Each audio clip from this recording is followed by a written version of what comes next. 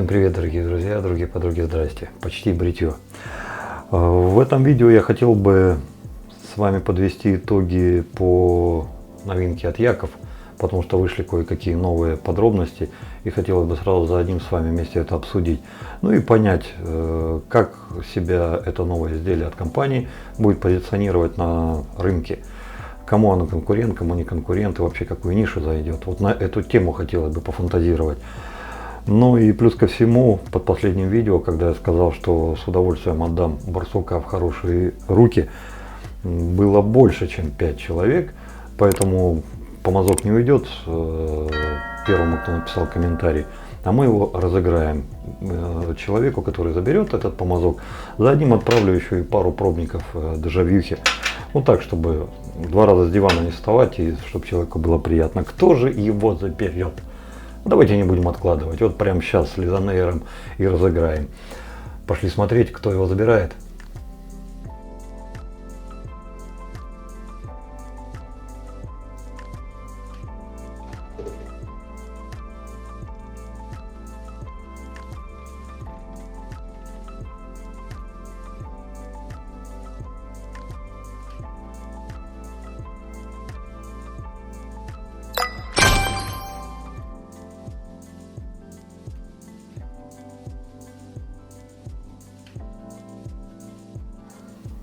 Ну что ж, поздравляю победителя и просьба обратиться ко мне любым доступным способом. Как только мы свяжемся, мне понадобятся от вас личные данные для отправки всей этой красоты вам. Ну, как правило, это в ВК происходит. Так вот, по поводу чего мы сегодня собрались. Новинка от Яки, регулируемая. Несмотря на то, что внешне это практически копия гипса, разведка в лице Евгения Нефедова доложила, что, оказывается, компания распространяет информацию, что они с гипсом и рядом не сидели. Не-не-не, чур-чур-чур. Мы просто вот так вот, а на самом деле геометрия у нас от нашей головы, которую мы популяризируем, 89-й. Но если так, это не сильно-то меняет картину. Ну, честно сказать, не понимаю я этого. Внешний вид взять от популярного, а геометрию свою. Там где-то собака порылась. Где, я еще не понял. Потому что, ну, это как минимум странно. Если уж ты популярную вещь какую-то копируешь, так ее как... Она же из-за чего-то стала популярной, да? Ну, как правило, это не из-за того, что у него во лбу звезда горит, и он весь из себя вот такой, как дерево стоит, да? Ну, как правило, это из-за того, что хорошо бреет. То есть, не копировать полностью, а частично. Ну, приняли решение. Так вот, с кем же эта новинка-то будет конкурировать? Как мы только что выяснили, конечно же, не с родным гипсом, тем более, что, ну, который донором послужил. Тем более, что там много параметров не соблюдено. Первые, которые стали понятны сразу же, в принципе, после испытаний и после того, как разобрали, собрали, что там не соблюдена очень важная составляющая, то есть та конструктивная специфическая особенность, которая в полной мере присутствует в гипсе, у Яков она не соблюдена полностью. То есть там механизм регулировки не то чтобы переделан по-своему, он вообще сделан никак. То есть там регулировать нельзя. Следующее, геометрия пострадала. Даже несмотря на то, что они делают это как якобы свою, то у них получается провал по гарде. По краям 25,5, в середине 25,2. Добавили к этому еще кривизну крышки. Как правильно ребята в комментариях написали, что, ну, я не сразу заметил, потому что в бритье это, честно сказать, не очень-то и заметно. А ребята заметили на крупном плане, что, говорит, Викторович, оказывается, крышка-то, смотри, когда вверх-вниз ходит, с одной стороны уже, с другой стороны шире. Да, на самом деле это так. То, что регулировка не соблюдена, ну, один способ уже мы с вами нашли общими усилиями. То есть закручиваешь, потом откручиваешь и контрагаешь. Второй способ подсказали ребята. Хором вышли прям втроем, и вот, Викторович, смотри, можно же делать вот так, что мучиться, что ты там городишь, вот, смотри. Да, парни, но те все мучения были связаны с тем, чтобы оставить гайку вращающейся, чтобы прям во время бритья ты мог ее вращать. А тот способ, который вы предложили, да, несомненно, он работает, вот такой способ классный, но тогда гайка вообще не будет крутиться. Каждый раз, когда тебе надо будет что-то переставить, ты все откручиваешь, выставляешь, потом все закручиваешь. Хотя да, вполне себе правомочно. По внешнему виду претензий нет. По качеству изготовления, ну, в смысле, не вот те провалы, а я имею в виду там материал, покрытие, то все, претензий тоже нет. Тут все будет зависеть от того, сколько он будет стоить. А сколько он будет стоить? Об этом давайте, наверное, все-таки в конце поговорим. Хотя, что в конце? Давайте прямо сейчас. Первоначальная информация, которая была получена тоже через нашу разведку в лице Сергея, город Чита, гласила о том, что в офигительном опте, там по 500 штук если брать, то вам его могут отдать там за 7 с копейками баксов, ну до 8. И лейбочку свою прилепить, там и название свое воткнете, и фирму свою, ну короче, что хотите, мы вам все сделаем. Вот по 8 баксов за 500 штук, пожалуйста. Если же будете брать один, 15. Ну ладно, хорошо, принято, анализируем. Но вся беда в том, что разведка, опять же в лице Сергея, город Чита, добыла новую информацию, что якобы планируют его продавать по 50 баксов за штуку. Вот это уже интересно. Это уже интересно. В связи с этим всем и хочется понять, с кем он будет конкурировать. Я не могу сказать за все регулируемые станки. Я вам предлагаю просто вместе проанализировать на основе того хотя бы, что у меня есть. Тут что-то я добавлю, что-то вы в комментариях добавите. Итак, давайте. Принадлежность к гипсу мы уже обсудили. Нулевая. Только внешне. Больше никакая. По стоимости он тем более туда не попадает, потому что гипс сейчас просто так не возьмешь. Если возьмешь, то за большие деньги. Там от 200 евро, долларов и туда и выше. И то еще за ним побегать, погоняться. Нету. В брите великолепен. Про вторичный рынок мы только что поговорили. Минусы. Минусы только то, что крышка, ну в смысле сама голова, там нужно будет дырявить лезвие или пользоваться родными. Родными не вариант, потому что они уже как бы уже все. А если новые лезвия, то или дырокол покупать, или самому что-то мастерить, или по шляпе каждый раз бить. Ну тут кто как, но выкручивается по-разному. Это мы с вами уже обсуждали. Следующий. Он имеет непосредственное отношение ко всей этой истории, потому что это Rex Ambassador. Когда я его впервые получил, я просто был вау. Но, ребята, есть от чего. Потому что и внешний вид, и качество изготовления, все у него нормально. Косяков было тьма тьмущая, ребят. Первая партия, она вообще была вся косячная. И по финишу, и по прочему, ну, об этом смысла не вижу говорить, потому что все косяки, которые находили в первой партии, они были компанией отозваны, переработаны, и владельцам были нормально отданы. Во второй партии этого уже не наблюдалось. Поэтому мы это просто уберем в сторону и поговорим о тех косяках, которые заложены непосредственно в этот станок и никогда не будут исправлены. Первый, самый важный, который отмечают многие, это то, что здесь зафиксированная конструкция. Как бы ты ни хотел, ты не сможешь его разобрать вот прям тут, вот не сходя с этого места, потому что средняя и нижняя плита забабашены. То ли они на горячую посажены, то ли они забальцованы, это хорошо, не суть важно, специалисты подскажут. Но разобрать да, можно. Можно и все, и сломать, и разобрать, все можно, и стеклянное. Но тут нужно будет постараться потрудиться. А для чего вообще разбирать, кто скажет, ребята, потому что щель между средней и нижней очень даже приличная. И каждый раз, когда вы бреетесь, вся вот та кишкотня, которую вы снимаете с лица, потом выполащиваете, она туда будет попадать в том случае тоже. Прополоскать, ну да, но там влага, все это все равно будет оставаться. Я видел фотографии, когда люди разбирали этот станок спустя полгода пользования, и там такое творилось, что мало приятного. Но в брите все оценивают по-разному. Для меня он в брите нормальный, на всех позициях, но это ни о чем не говорит. Потому что есть люди, для которых с первой по третью позицию он вообще никак не воспринимается. Ну, что на первой, что на третьей, им все равно. Они его начинают понимать только после третьей и выше. А есть люди, которые после третьей и выше его вообще не воспринимают, потому что говорят, да он жесть какой агрессивный, это просто опа какая-то. И до третьей бреются. То есть мнения есть самые разные. А в одном сходятся все. Он гораздо агрессивнее в брите, нежели прародитель. Цена 249 баксов, родная. Сейчас новый его можно взять где-то от 17 до 20,5 тысяч, если на наши деньги. На вторичке, да, появляется, но чрезвычайно редко. Вот прямо сейчас, если, допустим, пойти на Авито, во всех вторичных вариантах я буду сравнивать Авито, опираться на Авито. Ну, там есть один за 9,5 тысяч. Как так, скажете вы, там 17, 10,5, 9,5, я не знаю, ребят. Но факт остается фактом, вот он там за 9,5 есть. С этим станком ему в том числе придется бодаться. Следующий, который у меня есть, это, конечно же, Тайга. Тайга. Нержавеющая сталь, как и предыдущий товарищ Rex. 15 тысяч. Регулируемая. Особенности и недостатки. Особенности. то, что очень богатая палитра регулировки от 0,5 до 1,5 по гапу, что позволяет закрыть полностью всю мировую таблицу. Понятно, что она условная. Так, для Blizzard просто сделано.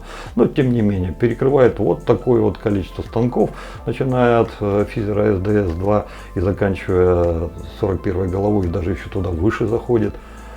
Из минусов, наверное, Грава самое слабое место, потому что пару человек пожаловались. Викторович говорит, стирается. Вот стирается Грава. Ну, с этим мы уже работаем. Чисто гипотетически, 2 человека сказали, что гайка им показалась не камильфо. Вот хотелось бы им какую-то другую. А так, ну, больше ничего сказать не могу. Одно могу сказать, что если бы он, допустим, мне не нравился, мы бы его никогда не выпустили.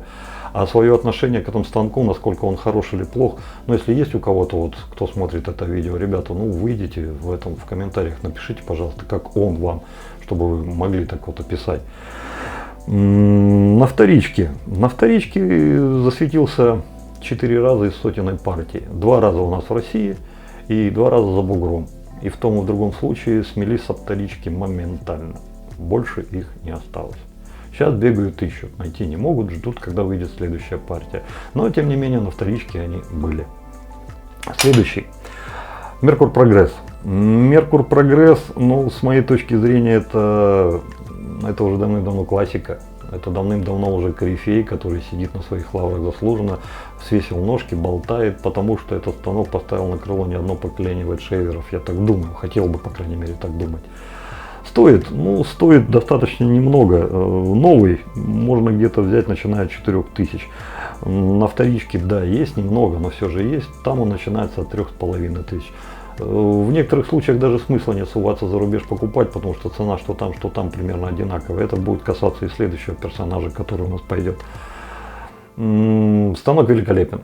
Я его люблю очень-очень, никогда свыше 3-й позиции не использовал, потому что он все мои хотелки закрывал на этих промежутках. Да, собственно, 2-3-это и есть те мои позиции, которые мне нравятся. Ставлю мягенькое лезвие или среднее лезвие и попер, и ура. Недостатки, да, есть. Мои личные, персональные, имховые, несмотря на то, что палитра у станка очень высокая, можно его загонять, куда как далеко, даже еще больше той шестерки, которая пятерки, нет, шестерки. Да, пятерки, прошу прощения, 5+. Еще там, туда. Но начиная с 4 лезвие там начинает уже так дребезжать, и это мне очень как не нравится. Но это все имхово. Кто-то с этим может мириться. А вот реальные недостатки, которые есть у этого станка, это то, что в некоторых версиях, ну не то чтобы даже версиях, а в некоторых годах производства, кругленькие шифты, вот здесь вот на верхней крышке, и вот здесь вот позиционируются, которые, они несколько были, ну, как-то там по такому допуску сделано, что каждый раз, когда вы ставите, у вас вот это вот так вот ходит. И, соответственно, когда вы лезвие надеваете, лезвие у вас тоже ходит. Поэтому, когда вы закручиваете, иногда лезвие у вас становилось криво. Я это решил просто, надел сюда термоизоляцию, и все у меня стало хорошо. Кто-то это решал вообще по-другому. Что в последних партиях, сказать вам не могу, потому что из последних партий я не знаю, я не видел. Ну и еще один маленький такой недостаток, который время от времени все-таки выскакивает, это вот эта вот пластиковая штучка, головка под кость. Иногда она у пацанов выскакивает, ну просто срывается. А здесь же точка у нас есть. Ну, не точка, как флажок, типа этого что-то. И вот ребята пишут, у кого там на что стоит, хочу приклеить, не знаю, куда там приклеить. Клей на 5,5. Ну, у меня так стоит. У кого как стоит, я не знаю. В общем и целом, замечательное изделие. И, блин, ну реально по кайфу. Реально по кайфу. Есть и с укороченной ручкой. У меня лонг с длинной. Ну, вещь, однозначно вещь. Есть и Паркер вариант. Вернее, как, я им брился. Но у меня его в доступе нет, так просто добрые люди прислали, говорит, Викторович, ну побрейся, там людям расскажешь. Паркер вариант, Индия, нержавеющий, насколько я понимаю, сейчас его можно взять где-то в районе от 4200. На Авито там мало, но тоже можно взять где-то в районе 3 косарей. Было такое, что он тоже страдал и по качеству, и по изготовлению, там вплоть до и кривенько что-то было, косенько, там заусенки, пацаны побамбливали. Но вот где-то месяца 2-3 назад парнишка, не зная всего этого, заказал, купил, и он был счастлив. У него все было хорошо, бритье он ему очень понравился. Лично для меня Паркер вариант бритье, ну как-то, знаете, вот особых таких вау не вызвал. Вот, например, если выбирать между Паркер вариантом и Прогрессом, я бы за Прогресс, однозначно. Вот он мне больше по кайфу, я его больше люблю. Ну и ценник, сами понимаете, да, то есть он где-то примерно такой сопоставимый, ну чуть-чуть подешевле. Следующий персонаж — это Меркур Футур, его величество. Почему я к нему так уважительно, почтительно? Есть за что, ребята? Это тот станок, который я впервые увидел, я его не мог забыть, я хотел его, я его вожделел. Ну, сами согласитесь, такой внешний вид, ну это просто бомбический, ни на что не похожий, космический, и весь из себя такой в скафандре, где-то ты уже к Кассиопее летишь, и там у тебя 5 минут в корабле покурить, и ты раз там бум-бум-бум побрился, и бух, вот такой вот он весь из себя. Ну как его забудешь? Да никак. Когда я первый раз его взял в руки, тоже добрые люди дали побриться, он мне показался агрессивнее на одну позицию, нежели Меркур Прогресс. То есть вот если, допустим, взять Меркур Прогресс на второй позиции, это Меркур Футур на первой. То есть на одну там было смещено. Этим он и подкупал, помимо внешнего вида, многих людей. Этим он, собственно, и нравился. В работе, несмотря на то, что он весь из себя, как вот знаете, вот лысый хомячок или крыса, я не знаю что, да не так, чтобы и скользил. Все держится, все нормально, все хорошо, и бреет, ого как. Если, допустим, взять Меркур Футур и Меркур Прогресс, и человек спросит, вот, а какой брать? Ну, если, допустим, вот он любит мягкое, да, я бы ему Футура посоветовал. А если ему что-то такое поагрессивнее, ну, Меркур Прогресса, прошу прощения, если что-то поагрессивнее, тогда Футура. Вот Футура бы я ему предложил. Не так уж много времени прошло, как Китай выступил со своей инновационной вот моделью видения всего этого процесса, и, конечно, слезали Меркур Футур. Видать, ни один я на космические формы повелся, и там тоже ёкнуло. И они сделали. И Куйшеев, и там и что-то, и что-то, и что-то, и что-то, и что-то стали предлагать людям по цене от 9 до 13 долларов. Его, собственно, и сейчас можно за такие деньги взять. Но если на Авито вы попытаетесь найти Меркур Футур, да, найдете, но очень-очень мало. Там он, кстати, по смешной цене, ну как, не так, чтобы смешной, так, Меркур Футур, ну 7 косарей, да, да. А, нет, от 5 тысяч, то есть на пару косарей дешевле, чем новый. Но китайских поделок там тьма тьмущая, начиная от 700-500 рублей. То есть, ну все-таки народ уже пропустил все это через себя, переварил, и все-таки он видит разницу между китайской поделкой вот этой и настоящим Футуром. То есть разница все же есть. И это вот отражается на Авито, это вот хорошо очень видно.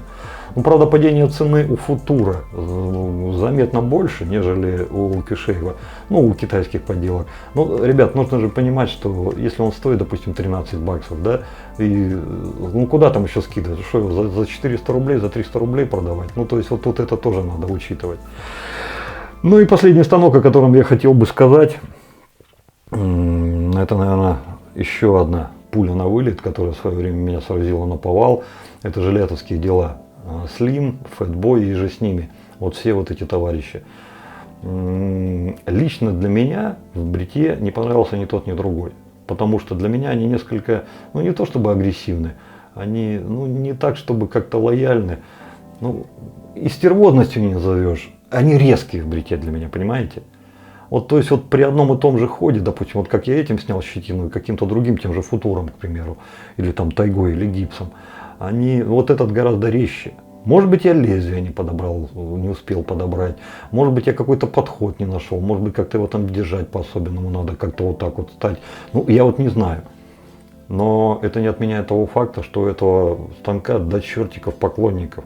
До сих пор десятки, сотни, может быть даже еще и тысячи людей, мужиков во всем мире собирают, коллекционируют, любят, лелеют. Им нравится этот станок. Видимо, в этом станке все-таки что-то есть такое. Он не просто так забрался в классику, в корифе и сидит там. То есть в этом станке что-то есть. Его до сих пор еще можно взять, ну, начиная где-то там, от сколько тебе можно взять, что я там написал? Ну, по-моему, где-то 1004 от 5. Это так себе состояние. Золотая середина 6-7 тысяч. Но если будет это прям со схрана и прям в коробочке, и все канолево, и муха не сидела, ну, ребята, это тогда уже 8-9 и выше косарей. Где-то вот так примерно. То есть вот со всеми этими ребятами, и плюс еще, которые я еще не назвал, это и со шторками там нашумевшей, которые я недавно полил, и было за что, ни капли не жалею. Хоть и вас там бомбило, но, ребят, зато я сказал, что думал и турецкие варианты, и там некоторые другие варианты. То есть регулируемые станки как бы есть, в том числе еще и китайские есть. И вот на этот рынок выходит весь из себя хлопчик кучерявый, новинка. С чем же он выходит? Внешним видом, да, с таким внешним видом можно выходить. Качество исполнения по металлу, по покрытию, да, тоже достойное. Но те косяки, которые я уже упомянул, то есть это и провалы по геометрии, кривая крышка и отсутствие механизма регулировки, они все-таки с ним, они в багаже. Из плюсов могу еще добавить то, что он неплохо бреет. Правда, до третьей позиции кайфа я вообще никакого не поймал, но после третьего там уже что-то нормальное, что-то хорошее. Может брить, может. Лучше, чем все остальное.